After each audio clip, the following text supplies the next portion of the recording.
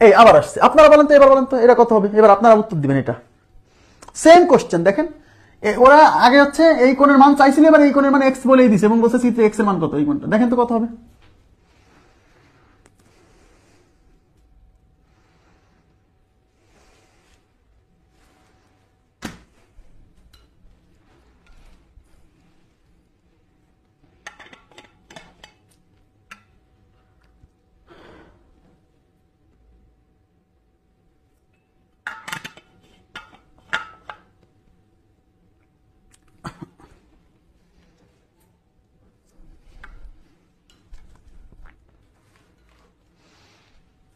কত?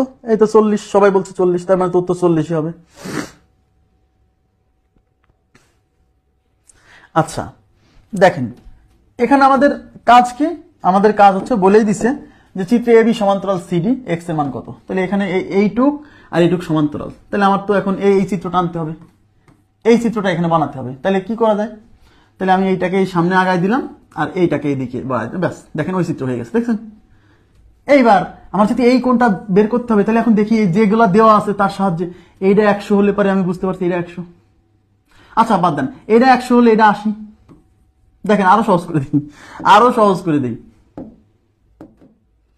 এটা 100 হলে এটা 80 কেন বলেন তো? কারণ এই টোটালটা 180, তার মধ্যে এইটুকু 100 হলে বাকিটা 80। এটা 80 হলে এটা 80, কারণ এই কোণ আর এই কোণ অনুরূপ কোণ। দেখছেন আরো সহজ করে দিচ্ছি।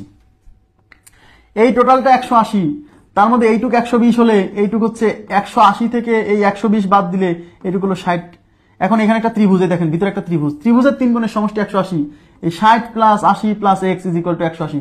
60 plus 80 plus x is equal to 180। 60 আর 80 140 plus x is equal to 180। এই 140 বিয়োগ করলে x is equal to 180 minus 140 is equal to 40 degree. তাহলে এক্স এর ভ্যালু 40, এই যে এক্স এর ভ্যালু 40। ক্লিয়ার? এক্স এর ভ্যালু 40, খুবই সিম্পল।